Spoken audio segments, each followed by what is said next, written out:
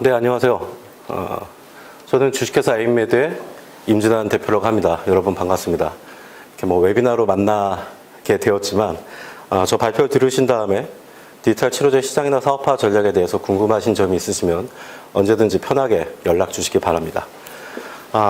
발표 앞서서 우선 저희 회사에 대해서 간략하게 소개를 하도록 하겠습니다.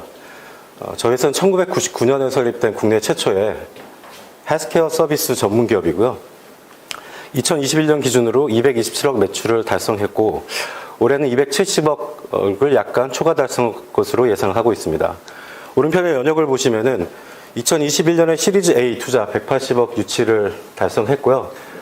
투자 금액을 바탕으로 해서 시니어 케어 플랫폼 사업과 디지털 치료제 사업에 조금 더 박차를 기하고 있습니다.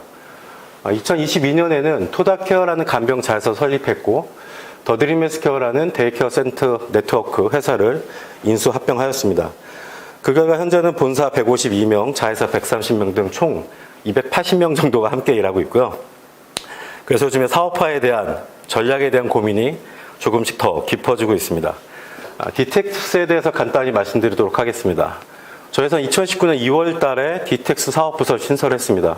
DT01 기획을 착수 시작했고요. DT01은 ADHD 치료제였습니다. 뉴로라는 이름을 갖고 있고 2020년에 뉴로를 개발을 완료해서 충북대에서 컨셉 증명, 임상을 진행했었습니다.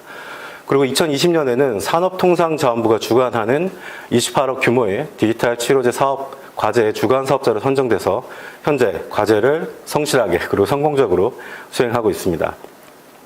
2021년에는 과제에 선정된 불면증 치료제 솜즈를 개발 완료했고요.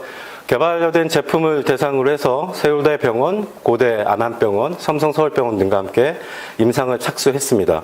그리고 2022년 현재에는 솜즈의 임상을 완료했고요. 식약처에 디지털 치료제 품목 허가를 신청할 예정입니다. 그리고 현재 DT03 공황장애 치료제에 대해서 기획을 착수해서 기획 작업을 진행하고 있습니다.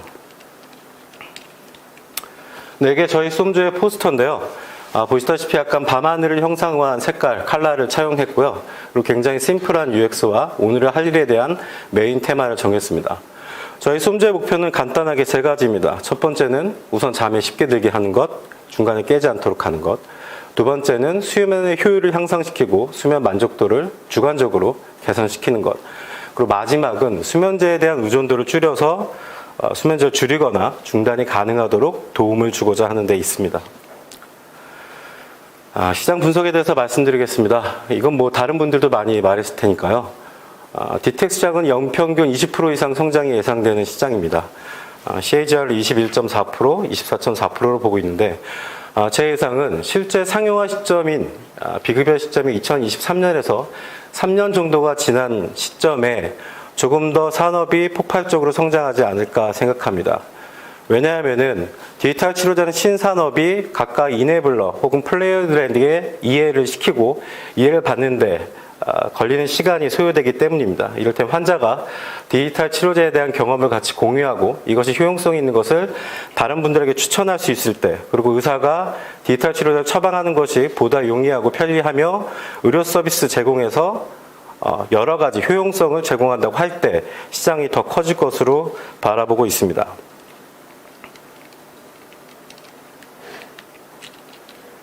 제가 리모컨을 잘 못 다루네요.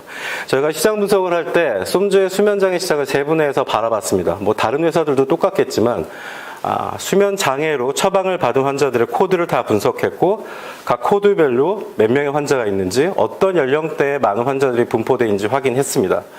그리고 그에 앞서 저희가 수면 장애를 디지털 치료제의 첫 번째 타겟으로 삼은 이유는 되게 자명합니다. 사람들의 willing to pay 포인트가 있는 것을 확인했고요. 이를테면 가려움증이라든지 과민성 대장 증후군이라든지 수면장애 같은 것은 굉장히 삶을 불편하게 합니다.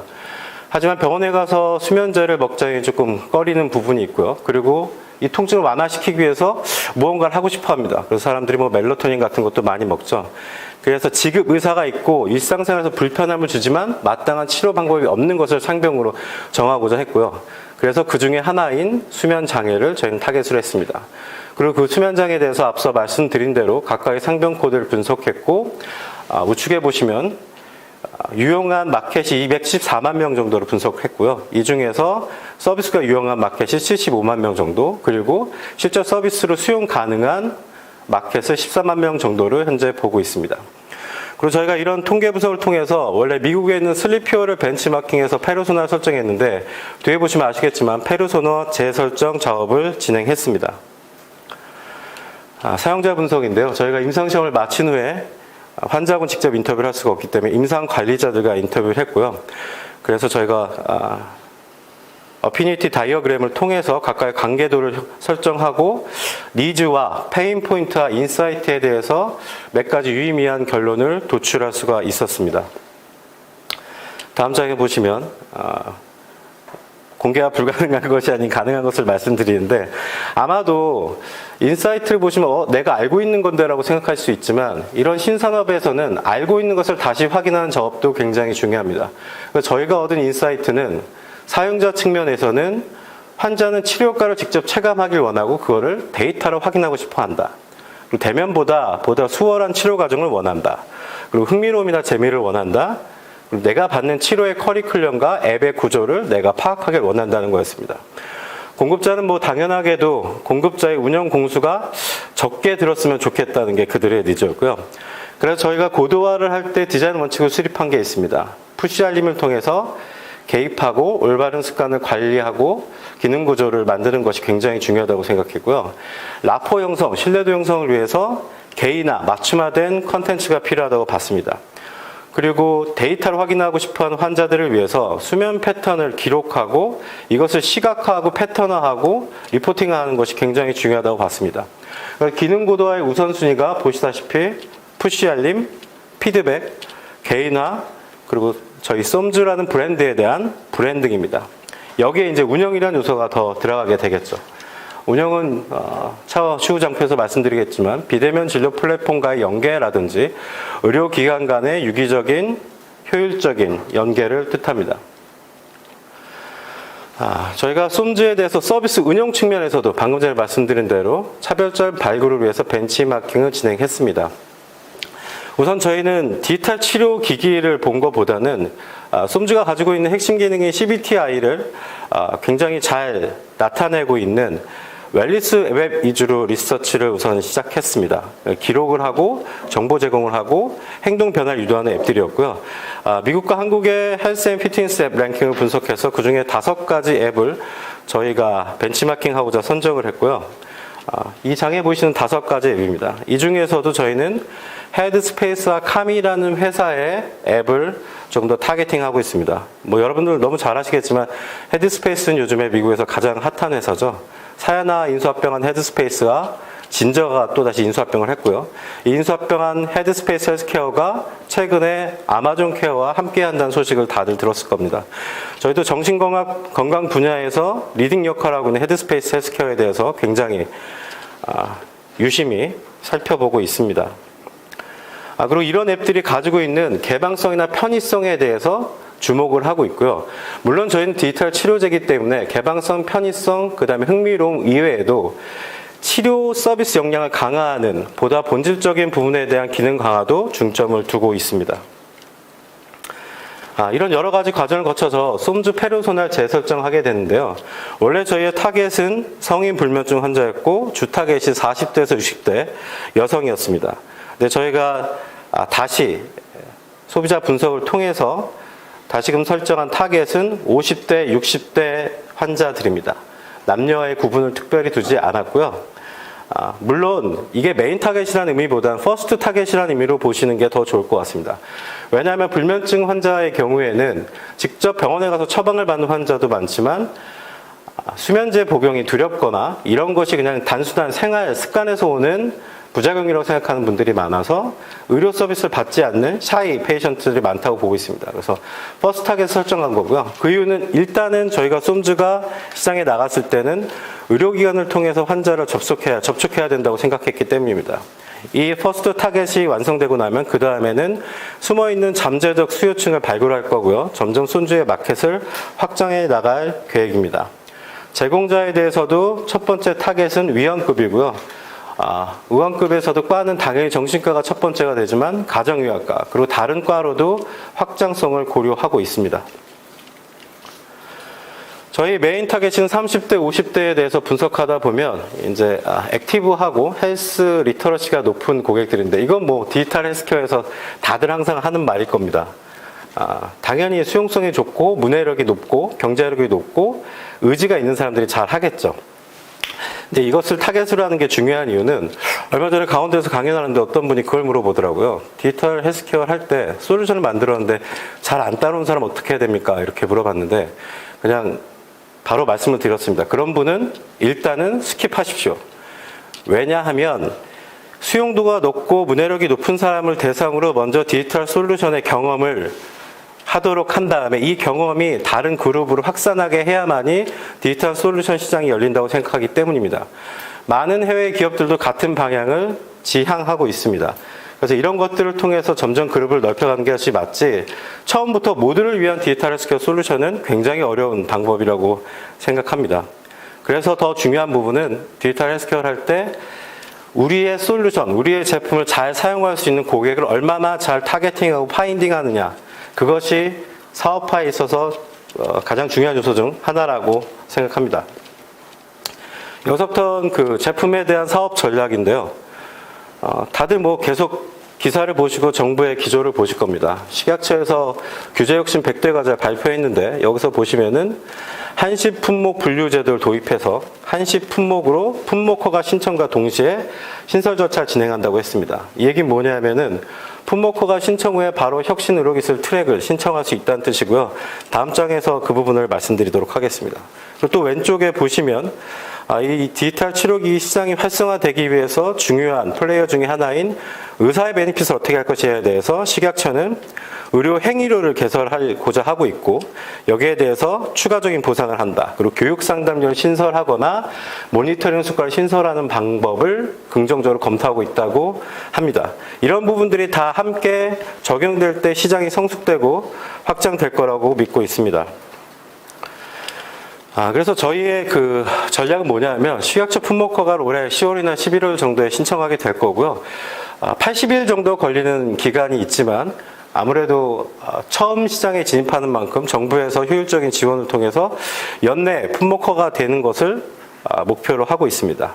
그래서 임상종료 및 식약처 종료보고 완료를 2022년 7월에 했고 그래서 품목허가 신청을 하고 저희가 같이 혁신기술 트랙을 가고자 하고 있고요. 저희 밑에 오른쪽 밑을 보시면 저희 마일스톤이 보이는데 CSR 드래프트가 2022년 9월에서 10월 사이에 나오고 파이널라이제이션이 10월이나 11월 정도에 완료가 되는 일정으로 가고 있습니다. 앞서 말씀드렸었죠. 품목허가 신청 후에 혁신의료기술 통합 트랙도 같이 신청할 거라고 말씀드렸고 이런 걸 통해서 예비 등재가 되고 그 다음에 일부 급여 지원을 받고 시장에 나올 수 있을 것으로 생각합니다. 그래서 2023년은 대한민국의 디지털 치료제가 시장에 첫 진입하는 해가 되지 않을까. 저 외에도 오늘 발표한 많은 기업들 혹은 준비하고 있는 기업들이 2023년을 기점으로 계속 시장에 나와서 같은 방향으로 시장을 긍정적으로 확산시켰으면 하는 바람입니다. 오늘 바람을 굉장히 많이 말하네요. 네, 여기서부터는 여러분들과 함께 논의하고 싶은 건데요. 이 논의들이 중요한 이유는 미국에서 VC들이 바라보는 이 디지털 치료제 시장도 똑같습니다. 그것이 PDT든 NDT든 시장에 들어간 플레이어들이, 서비스 제공자들이 같은 전략을 짜고 같이 시장을 바라봐야만 이 시장이 시작될 수 있습니다. 확산될 수 있고. 그래서 이런 다양한 논의들을 업계에서도 해야 되고 업계와 유관된 제약사 혹은 협회 그리고 정부 그리고 의료계하고도 꾸준하게 지속적으로 해야만이 산업이 성장할 수 있습니다. 제가 퀘스천을 3개를 뽑아왔는데요. 첫 번째는 그럼 과연 디지털 치료제가 BM으로서 타당성이 확보되었는가? 물론 다들 타당성을 확보하고 시작했겠죠. 혹은 미국에서 시작되니까 장밋빛 희망만을 가지고 시작했을 수도 있습니다. 근데 현재 정부 입장에서 나온 디지털 치료제 원가 구성 항목을 보면은 오른쪽 상단에 있는데요.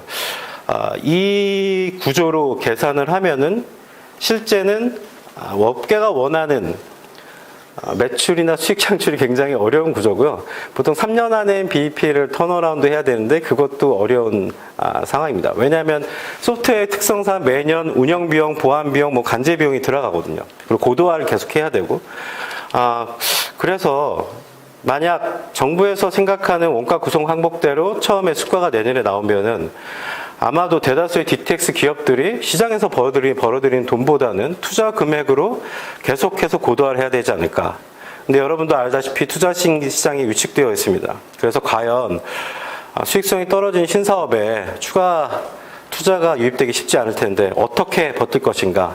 현 구조에서는 냉정하게 말하자면 DTX만을 하는 신생 기업의 사업 성공 가능성이 매우 낮다고 보고 있습니다. 그래서 저희 업계 입장은 그렇습니다. 정부는 과연 DTX 산업 성공이 목적인가 아니면 재정 안정 효율화가 목적인가. 그리고 그 예비 등재가 됐을 때 급여 지원이 10%라면 어차피 비급여 본인이 부담해야 되는 수가가 90%잖아요. 그렇다면은 업계에서 제시하는 적정 수가 한도 내에서 시장의 반응을 보고 산업 성공 및 제품 고도화를 위해서 더 노력해야 되는 건 아닌가. 그리고 이런 것 외에 DTX의 사회 경제적 가치평가 방법에 대한 논의가 필요하지 않나 생각하고 있습니다. 이를테면 수면 약물 의존도가 감소하는 것에 대한 사회적 비용의 감소, 그리고 수면 부족으로 발생하는 안전사고에 대해서 또 사회적 비용이 감소할 수 있고 생산성 증대 효과 등이 있을 수 있습니다. 보면 그래서 미국에서는 썸니스트는 PDT의 길을 걷고 있지만 슬리피오는 NDT의 길을 걷고 있습니다. 허가받지 않는 디지털 치료제라는 뜻인데 그래서 슬리피오는 고용주나 기업의 B2B로 제공하는 것을 목표로 하고 있더라고요. 그래서 그런 부분들이 다양하게 논의될 시점인 것 같습니다. 두 번째 저희 퀘스천은 그렇게 성장 가능성, 타당성이 부족하다면 타당성을 추가로 확보할 방법은 뭐지? 바로 이것입니다. 저희 제품이 그 스퀘어의 중앙에 놓였다고 생각했을 때 저희는 수평적으로든 수직적으로든 다양한 방법으로 각각의 회사가 갖고 있는 핵심 알고리즘, 핵심 컨텐츠를 기반으로 확장할 방법을 찾아야 됩니다. 이를테면 위로 올라가는 그래프를 따라가다 보면 보다 정밀한, 보다 개인화된 맞춤형 치료제를 만들다든지 혹은 파마시나 클리닉 쪽으로 갔을 때 포스트 마케팅 서빌리언스라든지 페이션트 리포티드 아웃컴 같은 새로운 시장, 국내에서 아직 활성화되지 않은 시장, 하지만 그런 데이터들이 제약사나 의료기관에 도움이 되는 그쪽 시장을 타겟팅 하든지 아니면 B2B나 다이렉트 투 커스터머를 통해서 제품을 확장하든지 이건 또 EAP로도 확장될 수 있습니다. 아니면 밑으로 내려가서 보다 대중화시키고 벌크로 파는 방법. 여기에는 웰리스와 OTC가 있을 수 있습니다. 그래서 보이시는 다양한 방법, 수직적 수평적인 시장을 확대하는 것을 끊임없이 고민해야만이 DTX 신생기업들이 시장에 성공적으로 안착할 수 있을 것 같습니다. 마지막 장표인데요. 이것도 이제 산업이니까 산업이라는 건 각각 이네블러들, 프로일리어들이 효율적으로 유기적으로 운영돼야 됩니다. 그래서 충분히 확보되었는가에 대한 질문이고요. 의사의 베니핏은 뭐고, 환자의 베니핏은 뭐고, 정부의 베니핏은 뭐고, 제약사의 베니핏은 뭐지? 그리고 혹은 우리가 익히 알고 있는 이런 조력자들 외에 또 다른 이네블러를 찾았는가에 대해서 고민해야 될 것 같습니다. 제 발표 시간이 거의 끝나가는 것 같아서 네, 김동규 기자님 나오셨으니까 닥터와 파마와 페이션트와 거버먼트에 대한 거는 여러분들이 장표에 적힌 텍스트를 보시면서 확인하시기 바랍니다. 이상으로 발표를 마치도록 하겠습니다. 감사합니다.